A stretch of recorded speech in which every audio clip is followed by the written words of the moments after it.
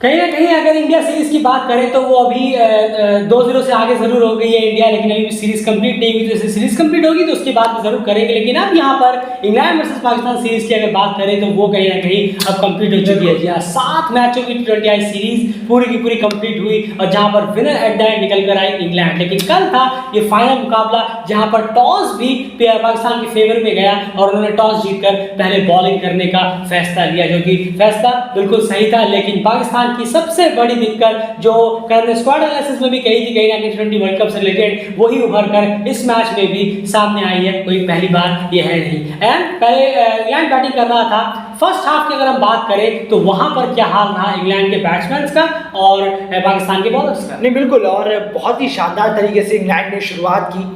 10 over में ही team ने 100 पार किया और पावर प्ले में भी बहुत तेज हिटिंग हुई। 6 ओवर में आप देखेंगे पाकिस्तान का इंग्लैंड का स्कोर। एलेक्स हेयरफील्ड ने एक तेज शुरुआत दिलाई, लेकिन दोनों का ही विकेट जल्दी गिरा। लेकिन देखते ही देखते 10 ओवर में टीम 102 पे 3 विकेट। डेविड मलान उसके बाद आए, उन्होंने स्पीड जिस तरीके से पकड़ी, जिसकी जो T20 के वो बैट्समैन है, आखिरकार उनके बल्ले से कुछ रन निकले हैं। बहुत अच्छी इनिंग निकली है। वर्ल्ड कप आने से पहले उम्मीद करेगी इंग्लैंड की ऐसा ही परफॉर्म वो करे और धमाकेदार खेला इंग्लैंड। बेन डकेट ने भी उनका बहुत अच्छा साथ दिया, बहुत अच्छी पार्टनरशिप भी हुई। तो इस तरह रुके नहीं यहाँ पर किसी भी प्रोसेस में। तो 10 ओवर में 102 पे 3 नुकसान नहीं हुआ था। डकेट का 1 विकेट यहाँ जरूर गिरा था, तीसरा विकेट उन्हीं का था। बिल्कुल। उसके बाद अगर सेकंड हाफ की बात करें तो सेकंड हाफ में टीम ने लगभग शायद इतने ही रन जोड़ने में कामयाब रही हो, एक आध रन ऊपर हो। सेकंड हाफ में भी वापसी करने का पाकिस्तान के पास मौका था, लेकिन वो मौका भी कहीं ना कहीं इंग्लैंड ने ग्रैब कर लिया और पाकिस्तान ने गवा दिया। बिल्कुल सही कहा आपने। और सेकंड हाफ में भी कोई कुछ नहीं हुआ। वो तेज स्टार्ट, तेजी से रन बनाना, तो इंग्लैंड की तरफ से जिस तरीके का अप्रोच था इंग्लैंड की बैटिंग से, वो बहुत ही कमेंडेबल अप्रोच था। चाहे डेविड मलान की बात करें, 78 रन उन्होंने बनाए, नॉट आउट गए हैं वो। हैरी ब्रुक तो उनका तो खैर कमाल का टूर किया है, प्लेयर ऑफ द सीरीज रहे हैं। 46 रन अगेन उन्होंने यहाँ पर मारे।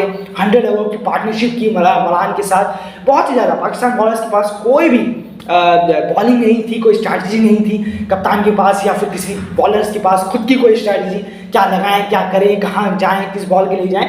209 for 3 after 20 over England thrashed Pakistan. बिल्कुल। तो 210 रन की जरूरत थी यहाँ पर पाकिस्तान को इस मैच को जीतने के लिए, यानी फाइनल को जीतकर 4-3 से सीरीज जीतने के लिए। बॉलिंग डिपार्टमेंट की बात करें तो नसीम शाहीन के अलावा सिर्फ हारिस रऊफ यहाँ पर मौजूद थे, लेकिन बहुत ही ज़्यादा कह सकते हैं आपकी पुअर बॉलिंग रही है। 210 रन के लिए कहीं ना कहीं बॉलिंग डिपार्टमेंट जो चला गया, उसके बीच में भी आए सबसे बेस्ट बॉलिंग किसकी रही? बिल्कुल हारिस रऊफ को ही कहना होगा यहाँ पर कि उन्होंने 4 ओवर में 24 रन दिए हैं, बहुत इकोनॉमिकल रहे हैं और बाकी किसी बॉलर से कोई सपोर्ट उन्हें मिला ही नहीं। बस विकेट यहाँ उन्हें नहीं मिला, फिर कोई नहीं, इकोनॉमिकल जरूर रहे। बिल्कुल। 210 टीम चेस करने के लिए उतरी इस फाइनल को जीतने के लिए, और सबसे बड़ी स्ट्रेंथ जो टीम की रही है बैटिंग डिपार्टमेंट में, वो वही ओपनिंग पेयर बाबर और रिजवान, हमेशा की वही कहानी। उनके आउट होते ही खेल पूरी तरह से पाकिस्तान के लिए खत्म होता रहा है, खत्म होता जा रहा है और आगे देखना होगा शायद खत्म ही होता रहेगा। एंड फर्स्ट हाफ में मेरे ख्याल से वहीं पर मैच का हाल समझ में आ गया था कि बाबर रिजवान आउट मतलब 90% खेल जो है वो खत्म हो जाता है। हमने तो यही देखा है। बिल्कुल सही कहा आपने। शुरू के 2 ओवर में ही मैच पूरा बैकअप, जो पब्लिक है वो यकीन नहीं मुझे हुआ जब हम देख रहे थे। 2 ओवर बाद कुछ पब्लिक जानी शुरू हो गई। जी हाँ, ये हाल है पाकिस्तान इतना भी ट्रस्ट गेन नहीं कर पाई है मिडिल ऑर्डर पाकिस्तान। ये हाल है, बड़ा अजीब लगा था। अचानक से देखा कि कहाँ जा रहे हैं, देख रहे हैं कि स्टेडियम के निकल रहे हैं, तो बड़ा अजीब लगा। 2 ओवर में कौन सी टीम निकल जाती है, और एग्जैक्टली अच्छा डिसीजन था उन लोगों का निकलने का। उसको साबित भी कर दिखाया है पाकिस्तान के खुद के ही बैट्समैन ने यहाँ पर कि कोई भी 10 ओवर में 68 for 3 देखते ही देखते 2 विकेट 2 ओवर के अंदर गिरे। और सोच के देखिए स्कोर आप चेस कर रहे हैं, 210 रन का टारगेट और 10 ओवर में सिर्फ 68 पे 3 है। कोई फिर से मिडिल ऑर्डर खोखला रह गया है, एकदम कुछ नहीं है मिडिल ऑर्डर। बिल्कुल। यहाँ पर आपने 3 विकेट गवाए तो उसके बदले कम से कम जब आप 210 चेस कर रहे हैं तो आपका यहाँ पे स्कोर होना चाहिए था 90 to 95 मिनिमम, कम से कम, तब जाकर 3 विकेटों तो चलिए अभी भी 4-5 विकेट बैटिंग के बचे हैं टेलेंडर्स को हटाकर। लेकिन ये ऐसा बिल्कुल नहीं हुआ। सिर्फ 68 रन 3 विकेट में गवा दिए टीम ने। और उसके बाद तो और यहाँ से सेकंड हाफ में और ज्यादा मुश्किल हो गई और इंग्लैंड ने और ज्यादा वापस तो वो मैच में थे ही और अपनी तरफ मैच को खींच लिया। नहीं बिल्कुल। और शान मसूद हो, इफ्तिकार हो, इन लोगों ने भी कोई इनिंग खेली नहीं। बॉलें इतनी ज़्यादा ले ली और इतनी बॉलें लेने के बाद कहाँ से चेज होगा ये टारगेट। उनको लगता था कि शायद 140 का टारगेट हम यहाँ पर चेज करते हुए नजर आ रहे हैं। बहुत पुअर 142 पे 8 तक पहुंच पाई पाकिस्तान। 74 रन बने आखिरी के 10 ओवर में, 5 विकेट गिरे। विकेट भी गिरते गए, ऐसा नहीं कि विकेट भी बचा रहे कम से कम, वो भी नहीं हुआ इस मिडिल ऑर्डर का। विकेट बचा के करेंगे क्या जब मैच ही नहीं जीत रहे। अप्रोच बहुत ही घटिया और बहुत ही ज़्यादा बुरा था पाकिस्तान के बैट्समैन की तरफ से। बिल्कुल, तो कहीं ना कहीं वही प्रॉब्लम वापस से उजागर होकर सामने आकर खड़ी हो गई है कि बाबर और रिजवान अगर पावर प्ले के बाहर तक बैटिंग करते हुए नहीं आते हैं, या बाबर रिजवान अगर उनमें से कोई एक परफॉर्म नहीं करता, तो फिर ये टीम बहुत ज़्यादा स्ट्रगल करती है। सीरीज तो शायद उसी दिन हार गए थे 145 वाले मैच में, जहां पर रिजवान ने 66 मारकर एक स्कोर को 140-45 तक पहुंचाया, वरना 80-90 उसी दिन ऑल आउट हो रही थी, शायद सीरीज उसी दिन पैकअप हो जाती है। और वैसे ही बाबर ने भी कई बार इस सीरीज में 1-2 बार मैचेस को बचाया अपनी इनिंग के दम पर। तो कहीं ना कहीं वही कहानी, वही रिपीटेटिव कहानी जो 2021 में चल रही थी, 2022 में पाकिस्तान के लिए चल रही है। एंड इंग्लैंड की बॉलिंग बहुत अच्छी बॉलिंग रही है, बहुत अच्छा टेस्ट इंग्लैंड का हुआ है। यहाँ पर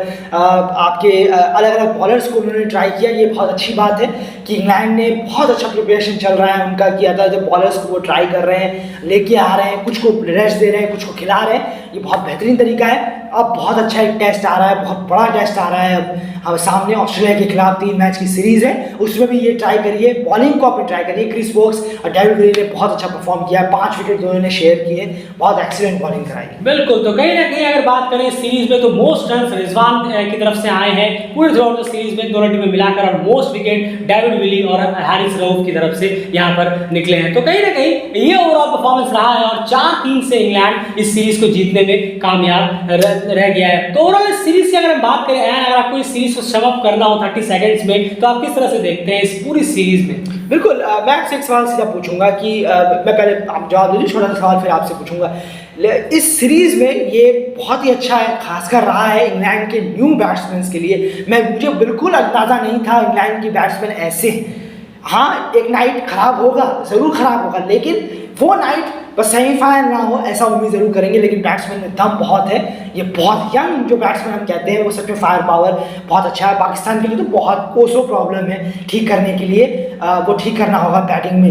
मेरा सवाल सीधा आपसे यही है जाते जाते कि पाकिस्तान में जिस तरीके के हालात अभी टीम में चल रहे हैं, जिस तरीके देखने में मिल रहा है, कि रेस्ट देना यहाँ पर जिस तरीके से है, रेस्ट देना इस जब आ रही है सीरीज आपके सामने, मिडिल ऑर्डर आपका खोखला है, रेस्ट देने में क्या देना चाहिए था? जैसे रिजवान हुए, शादाब खान को भी रेस्ट दिया इस तरीके से, या नहीं रेस्ट भी ज़रूरी है? रिजवान की तबीयत भी खराब है या नहीं? भैया वर्ल्ड कप आ रहा है, बहुत बड़ा इवेंट है। बिल्कुल, तो कहीं ना कहीं रिजवान को थोड़ा रेस्ट देने की यहाँ जरूरत भी है, क्योंकि रिजवान को जैसे हम देखते हैं बहुत ज़्यादा वो ग्राउंड में होते हैं, तो ऐसा लगता है कि वो एक नहीं 2 प्लेयर जो हैं वो ग्राउंड में होते परफॉर्म करते हैं, बहुत ज़्यादा मेहनती हैं, बहुत ज़्यादा हार्ड वर्किंग है, वो दिखता है, और लगभग उन्हीं के कंधों पर मैच रहता है। तो कहीं ना कहीं रेस्ट देना थोड़ा बनता है। ऊपर से उनके पास एक और जॉब है, जब दूसरे प्लेयर बैटिंग कर फील्डिंग में लगे रहते हैं, तो उनके पास ओकेशनल बॉल आती है, लेकिन विकेट कीपर ऐसा है जो ऑलमोस्ट हर वक्त उनके पास बॉल आने के चांसेस होते हैं, कभी कैच आने के, तो विकेट कीपिंग भी एक अलग जॉब है। थोड़ा बहुत एक बार रेस्ट लेना जरूरी है। और जहां तक जो प्लेयर्स की रेस्ट की आपने बात की, कि ये सोचकर शायद रेस्ट दिया गया होगा कि अभी इसके बाद हमें एक सीरीज और खेलनी है,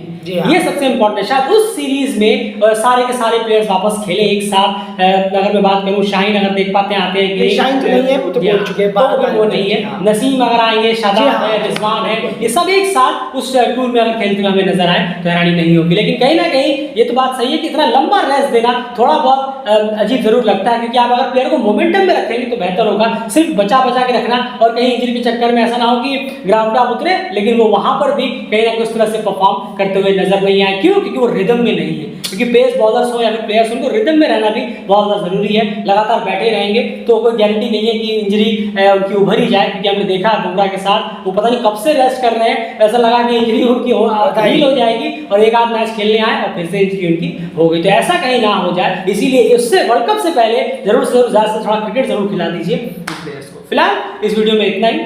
बने रहिए क्रिकेट चैनल के साथ, चैनल सब्सक्राइब जरूर करिए, और कांग्रेचुलेशंस इंग्लैंड, ये आपने बेहतरीन सीरीज जीत दर्ज की है 4-3 से, जो कि हिस्टोरिकल सीरीज है।